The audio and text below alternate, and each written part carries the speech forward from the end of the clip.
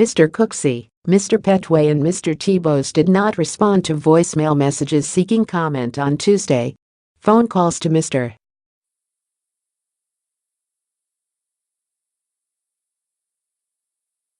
Spielman and Mr. Kregel were not answered, and Mr. Kregel did not respond to an email seeking comment.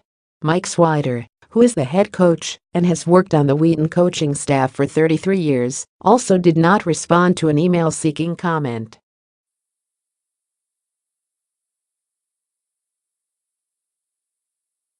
The victim, whose name prosecutors did not release, provided a statement about the episode through his lawyer, Terry A.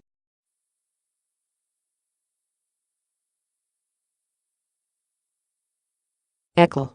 In the statement, he accused the suspects of abducting him from a dorm room on March 19, 2016, wrapping duct tape around his arms, legs and chest, and transporting him in a vehicle to a baseball field.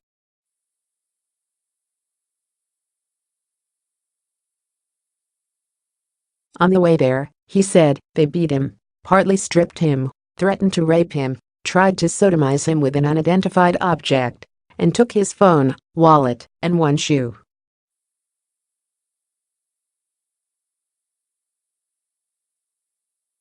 They then dumped him half-naked in the field shortly before midnight, he said. During the assault, the assailants played Middle Eastern music on their car radio, put on fake Middle Eastern accents and threatened to rape him, the victim said.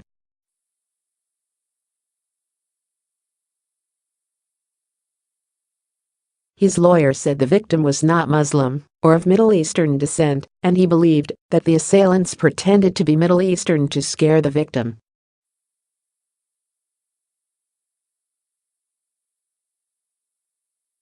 We have all seen situations where young men engage in foolish and immature conduct, Mr.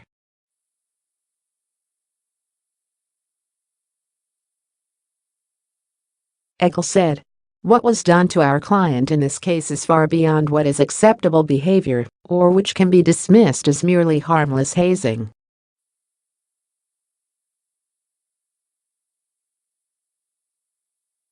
After the assault, the victim made his way back to campus and called his mother, who arranged for him to meet his grandparents at a nearby hospital.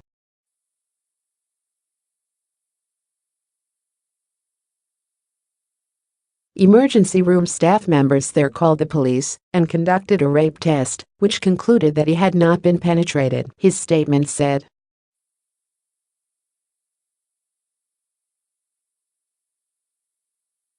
The victim said the assault caused a tremendous amount of pain and left him with labral tears in both shoulders that required surgery.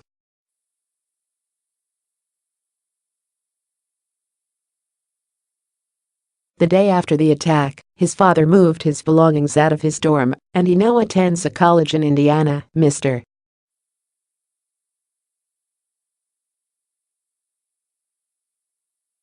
Eckel said. This has had a devastating effect on my life, the victim said in a statement. What was done to me should never occur in connection with participation in a football program or any other activity.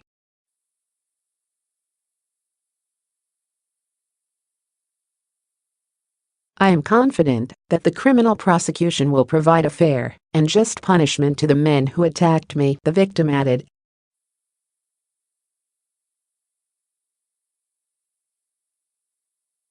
Wheaton College is an evangelical Christian institution in Wheaton, Ill.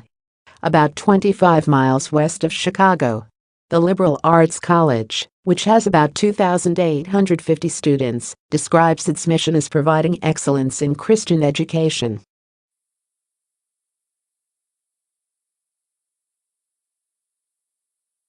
Students are required to abide by a community covenant based on what the college views as Christian principles, including the call to pursue holiness in every aspect of our thought and behavior and the call to treat our own bodies and those of others with the honor due the very temple of the Holy Spirit.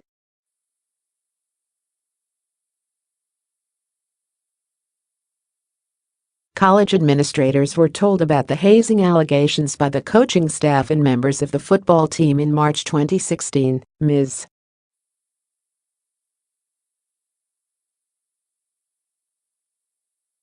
Taylor. the college spokeswoman said in a statement on Tuesday. She declined to say whether the players were taken off the team at that time or to explain why they were on the 2017 team roster.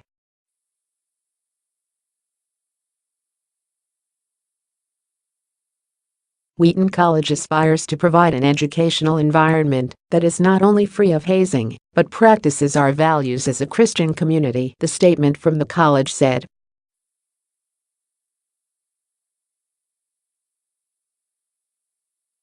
As such, we are deeply troubled by the allegations brought by law enforcement against 5 members of our football team.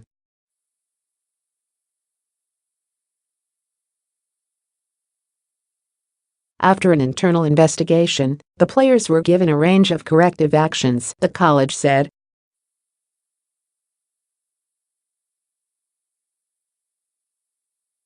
The school said it was unable to disclose what those correction actions may have been because of federal student privacy protections.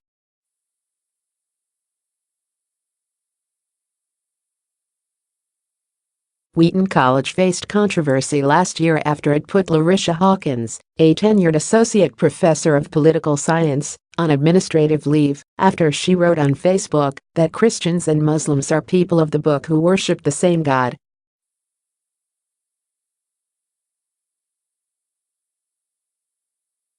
The college defended itself against criticism that its actions violated academic freedom or displayed anti-Muslim sentiment.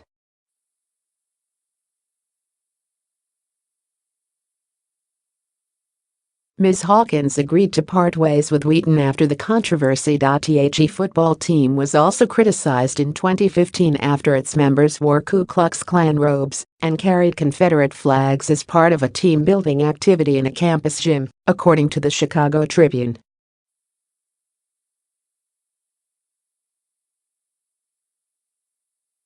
The team later apologized and said the robes and flags had been part of a skit parodying the 2003 Martin Lawrence and Will Smith film Bad Boys 2.